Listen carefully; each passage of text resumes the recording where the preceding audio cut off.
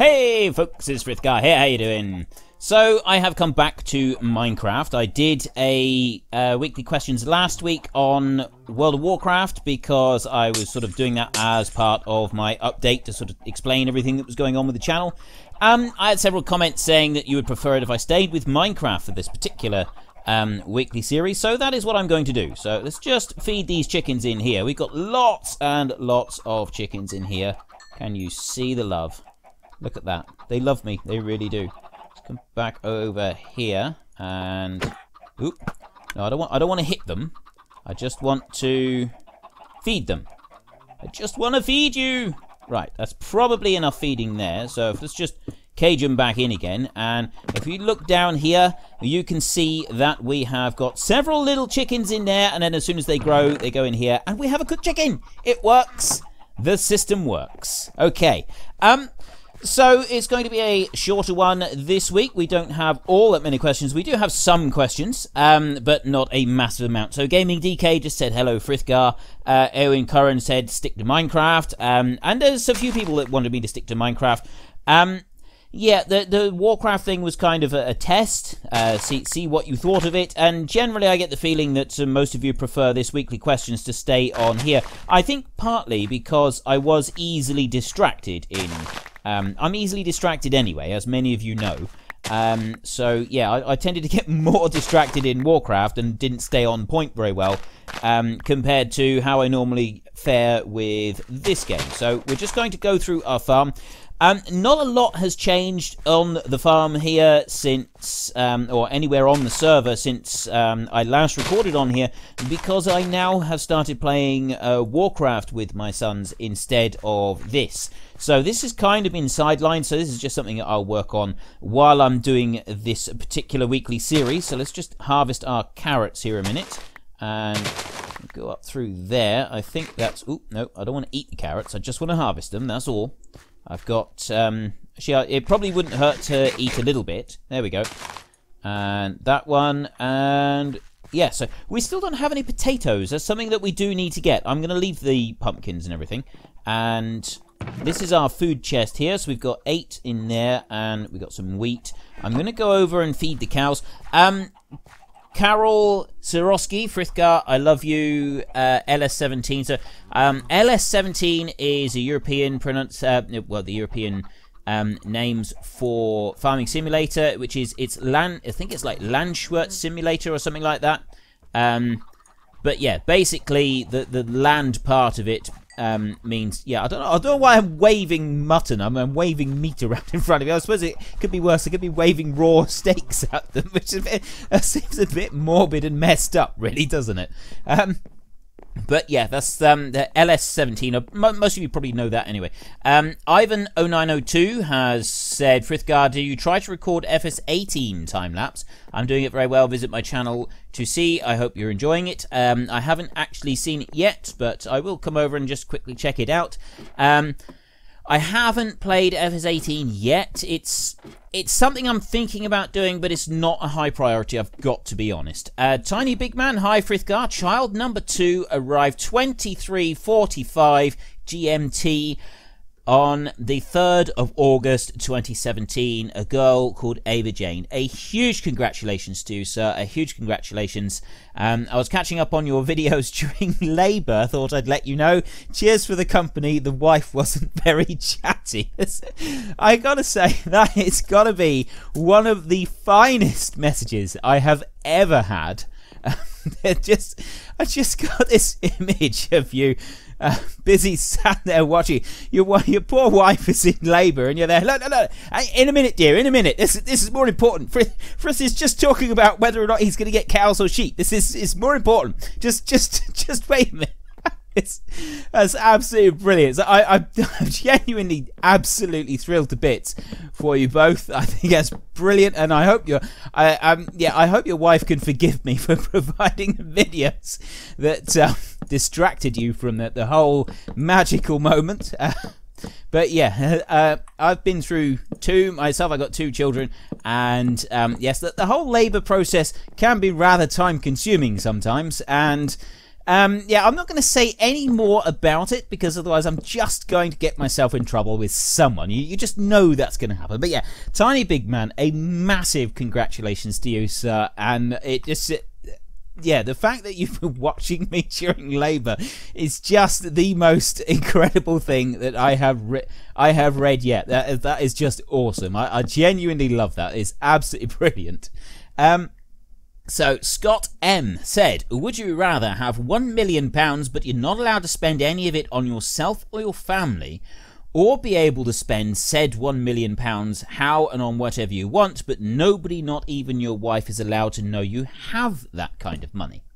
So basically, do I have £1 million that I can spend on myself but never share? I can't share this money in any way. It's just purely for me and nobody else.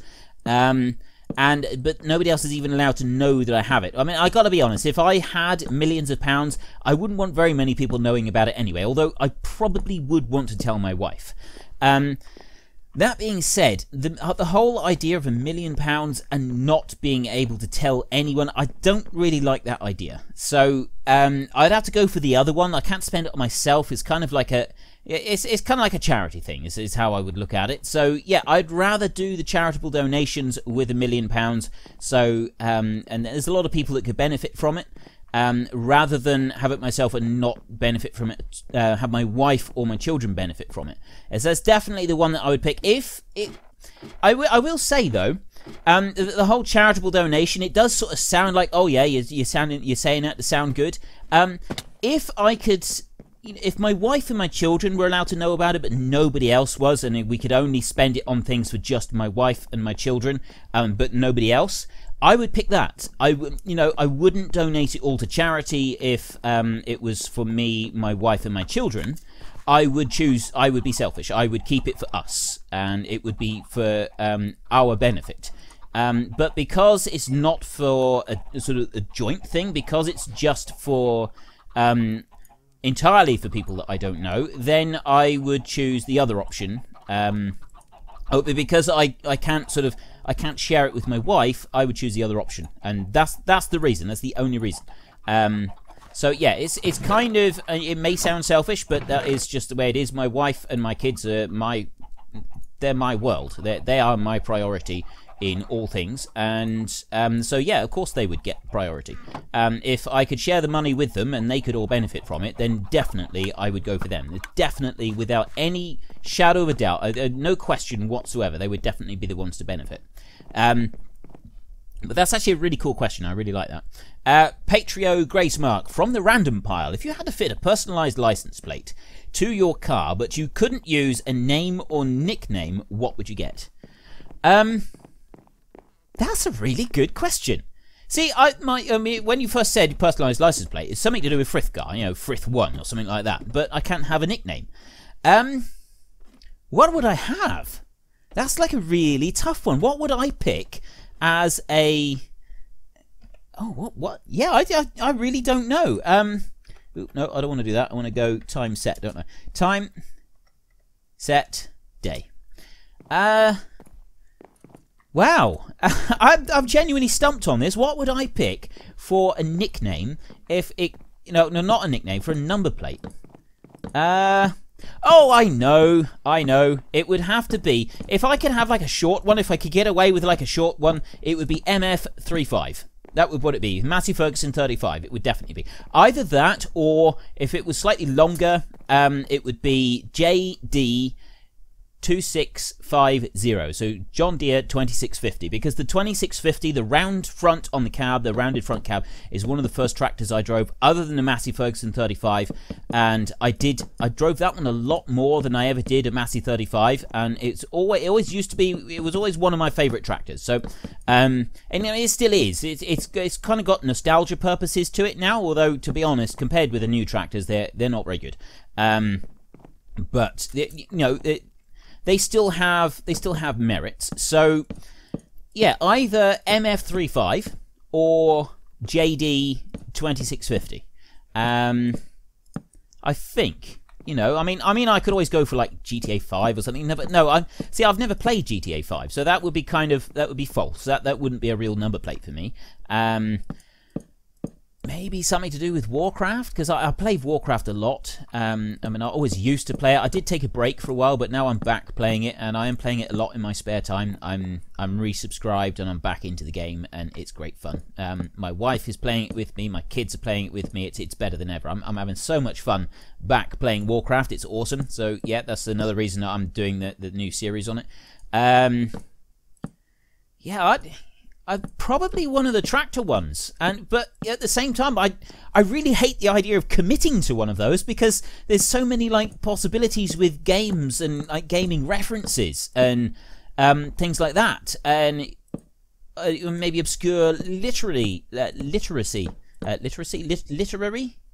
references, something like that. Yeah, it's like I'm going to have to go with either MF35 or JD2650 for now.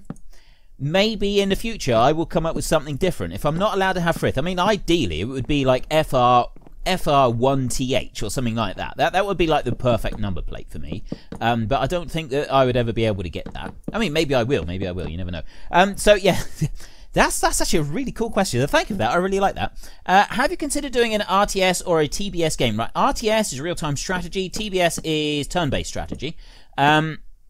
Real-time strategy, I quite like, well, kind of like Factorio is kind of like a real-time strategy, except that I play Factorio on peaceful, so you don't have hordes of aliens attacking your base constantly. You don't have to worry about the defenses. But that is an RTS game, and I do play like Age of Empires, and like those are RTS games. And then you've got games like Age of Wonders. That's an old game, that is. I did go back to that one a little while ago. And you've got absolute classics of the genre, like Heroes of Might and Magic. Now, Heroes of Might and Magic, you had Heroes of Might and Magic 4 back in like 2002, and that one was good, but it wasn't great. The absolute pinnacle of the Heroes of Might and Magic is, as far as I'm concerned, was Heroes of Might and Magic 3. That was kind of the ultimate part of Heroes of Might and Magic, was definitely number 3. I mean, there may have been more since that have since improved, but Heroes of Might and Magic 4 was such a disappointment, and the backstory to it was just poor. It was so poorly thought out. Oh, the world has been destroyed, you've been sucked through a portal, and here you go. That was it. There was so little thought put into the backstory for the transition from 3 through to 4. I mean, it did tank quite hard in charts and everything. And I remember it coming. The reason I'm bitter about it is because I remember it coming out, and I remember the hype, and I remember being so looking forward to this game coming out. This was before YouTube, and your hype was kind of in your PC Gamer magazine and stuff like that. And we knew it was coming out, and and it was waiting, and it came out. It was just bitterly. I got into the game, and I played it. You know when you play a game and you're like, oh yeah, it's good, and you're trying to look for good points, and because you just don't want to accept the crushing reality that this game is a bitter disappointment, and it is never going to be the game that you hoped it would be. And that for me was Heroes of Might and Magic 4. Heroes of Might and Magic 3, if you're ever able to go and get it, go and get it. Give it a go. That is such an awesome game. And I've actually got it here somewhere. I've got it kicking around. Actually, I've got the old disc, so it probably won't work on my computer, because this computer doesn't even have a CD drive on it. All my games are downloadable games. So I may try to offer that as my random Thursday game. And but I mean, obviously I'm doing that on a vote now, so you might be able to vote it in or something like that. You never know. I might just have an RTS or a TBS like week, so you've got to pick a turn-based strategy game. RTS games, you've got like Age of Empires, that sort of thing. So I have played quite a lot of them. I mean, Age of Empires is okay. I prefer things like Caesar 3. Caesar 3 was brilliant. That was absolutely awesome. Caesar and Pharaoh and stuff like that, which are... They're city management games, and they are real-time strategy in that you do have certain things that you've got to do. But I always took the commerce route when playing games like that. If you had a choice between building up your army in order to fend off attacks, or you had to build up your commerce side and forge trade ties with people and have certain goods manufactured by a certain amount of time. I always chose the commerce side in order to sort of progress the game. That's kind of the way that I do things. And like in any MMO, the first thing I do is figure out how the trade system works and how the auction houses work, so that I can start earning some big bankroll with my auction characters.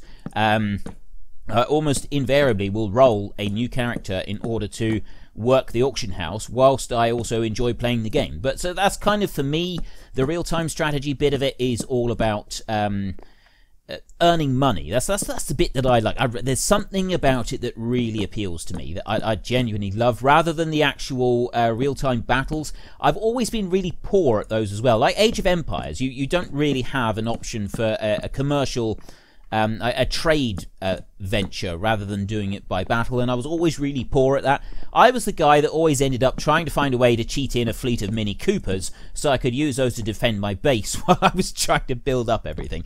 That was me. I was that guy. But yeah, it was. I do like those games, and I do play them a bit. I haven't played them for a little while, I've got to be honest, although, I mean, I guess you could say that turn-based strategy is like the pet battles in World of Warcraft, and I do those. I do enjoy doing those. I'm not very good, I'm not sort of very religious about it. I just occasionally I'll have a bash at it. And Hearthstone, you know, the Hearthstone, which is the Blizzard like card game type one, it's hugely popular. I play Hearthstone all the time. I play Hearthstone every single day. Even if it's just 1 or 2 games, I literally every single day I will play Hearthstone at some point or another. And I love that game. It is absolutely awesome. That is a turn-based strategy game. You have your cards, they've got various different abilities and so on. You play them out. And I do occasionally post on Twitter or on my Facebook account some pictures of different things that I've done in there. Like the other day, I had a new deck where I ended up with Jaraxxus, Eredar Lord of the Burning Legion. And it's a Warlock card, and you can play the card, and then when you do, you turn into the hero Jaraxxus instead of being the Warlock. Well, I was a priest. I stole the card from him, but I'd also had my own priest quest card beforehand, and I had used the quest card in order to... I'd sort of earned it, so I'd played all the Death Rattle minions that I needed to, and I'd earned the prize from that, which is a 5 gem cost, 8 health, 8 attack taunt card, with the ability to... the battle cry for it is that it turns your hero to 40 health, as restores it back up, and gives you the bonus 10. So you have 40 health on your hero with that particular card. So I played that, and then I had the card stolen by the Warlock, and then I did a copy thing, copied 2 cards from their deck or something like that. I can't remember exactly how it worked out, but I ended up with that card came back, and I got Jaraxxus from the Warlock. Is it day? No, it's time. Time, set, day. And so I played one of them, and then I played the other one the following turn, and basically I ended up with Jaraxxus instead of the usual 15 health, because he's really overpowered because of his special ability to summon a 6/6 every single turn, plus the weapon that you get. I ended up with Jaraxxus with 40 health. Needless to say, I won, and that was it was a really, really long game, and the guy put up such a fight. It was brilliant. It was absolutely great fun. And that's... So yeah, I do play... TBS games, turn-based strategy games. In particular, I play that one, and I genuinely love them. There's something about those types of games that I really do like. But like I said, the real-time strategy is more a... I tend to go for a commercial route if possible, rather than actual battling of armies, because I'm just not that good at managing my armies. I always get bogged down on the little details, and I never do very well. If there's settings for those games, I'm the guy that sets them as easy as possible, so that I've got just a bit of a chance of being able to do it. It's probably a reason why games like Call of Duty, that kind of thing, you know, the real-time... the first-person shooter games, I'm just no good at them. I'm really, really bad at them. And I think part of that is because I'm so bad at RTS games in general. And there's a lot of RTS elements in the likes of Call of Duty in that. It's a big RTS type thing. But anyway, that's long enough on that question. Write us... that was Imal... Imaliasru. I've got no idea how to pronounce that name. Ritus Sepulis. What is the worst game that you ever played and why? And what is your favourite car brand? Car brand? No idea. For me, a car is something that goes from point A to point B, hopefully without breaking down. If it breaks down, I don't like it. And if it doesn't break down, I don't even give it a second thought. Cars don't do anything at all for me, and I don't know anything about cars. As some of you watch the Car Mechanic Simulator, I certainly don't know how to repair them. They just don't do anything for me. They do nothing for me whatsoever. I got no interest in cars, which is kind of peculiar because I am quite interested in tractors. But yeah, they do nothing for me whatsoever. I've got no interest in cars at all. So my favourite car brand, I've got no idea. I really don't know. I don't know. Something that goes fast, maybe a Ferrari. Could always say a Land Rover. Land Rover are pretty good. They're quite a robust vehicle. But even then, I don't really care. I suppose maybe a Toyota Hilux, I suppose. If you said a Toyota Hilux, because I've used them for work a lot. I've used Toyota Hiluxes. A huge... used them a massive amount. So yeah, if you said Toyota Hilux is probably as close to a favourite as I'm ever going to get to any kind of car. What is the worst game that I ever played and why? The worst game? That's the thing though, I play a game for a bit and if it's bad I tend to just completely forget about it and that's it, it's done. There's some browser based games that are pretty atrocious. Especially ones that like... games have got merit. I don't like... I've tried first-person shooter games like Call of Duty, and it was one... I don't know. Was it Planet Battle or something? I can't remember now. It's those sorts of games I'm just really, really bad at, and I don't enjoy them. So for me personally, that's why they're bad games. Is because I just don't like them, and I genuinely absolutely suck at playing them. But that being said, that doesn't sort of... I don't know if that qualifies as it being a bad game. Whereas some games, they lure you in with the promise of being like a good game, and then they turn out to be the sort of game that has... I tell you what, it's the Facebook games that they advertise everywhere on Facebook as like a browser-based game. Now, I don't mind a browser-based game. I like a browser-based game. There's something about a browser-based game that can be quite pleasing. And if it's done right, there's all sorts of browser-based games that can be really entertaining. And that they can really get it right. But then you got the browser-based games that, quite frankly, are very adult-themed. But they're targeted at younger people. Those, I would say, are bad games. I absolutely despise those types of games. But as far as a game being genuinely bad... I mean, I suppose you could say... Heroes of Might and Magic 4, because of the absolute soul-destroying, bitter disappointment that I experienced when that game was released, and it was not what it was all hyped up to be. That would be my absolute worst game. How's that? Yeah, we'll go for Heroes of Might and Magic 4. When that was released, that was just awful. I really didn't like that game. It was not what it was promised to be. I thought it was going to be like an improvement on Heroes of Might and Magic 3 with the fantastic map editing that you could do in that. It was just amazing. And then 4 come along and it was just nothing. It was nothing. It was horrible. So yeah, we'll go with that one. We'll say Heroes of Might and Magic 4 is the worst game that I have ever played. Darker says, could you play The Forest or at least try it out?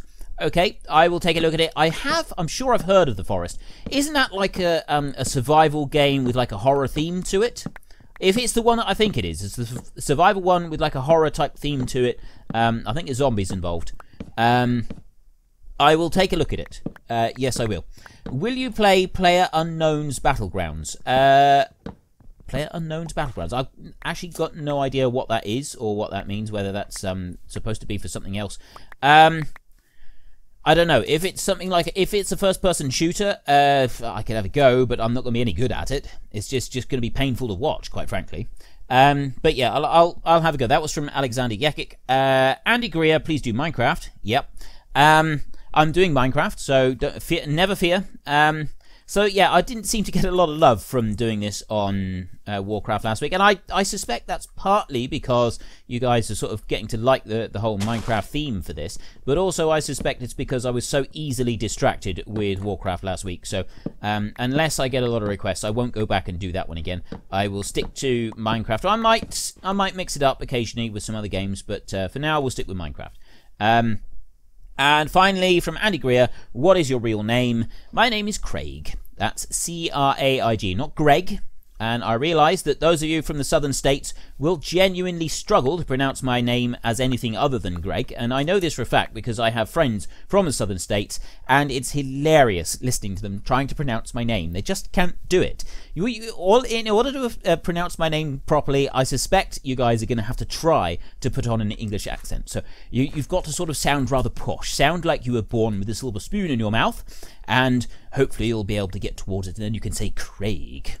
But that is my name, Craig. No, I'm not telling you my surname. My surname is going to stay private and quiet until such time as I am completely unable to stop it from getting out in order to protect the privacy of my children. That is all of the comments for this week. So if you have a comment or a question or something you would like to know, then make sure you stick it in the comments section, and I will do my best to get through them all next week and see if I can answer them all. If you enjoyed this episode, then please head down below and give me a like, and if you really enjoyed it, then please tell your friends all about me, get them to come and watch as well. That would be awesome. But until next time, thank you very much for watching. This is Frithgar. Goodbye, and see you later.